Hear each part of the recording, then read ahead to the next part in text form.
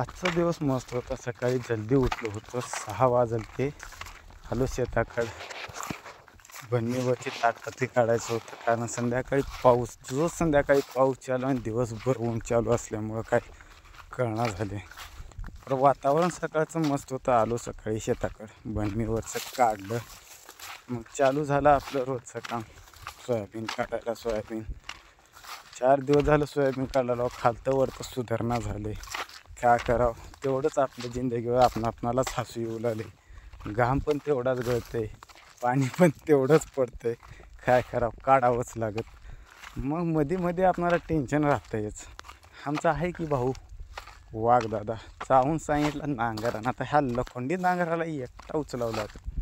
तर शेतकऱ्याचं पोर काय म्हणल्यास नांगरच उचलावं लागतं. दुसरं काय उचलायला चान्स आहे आपणाला.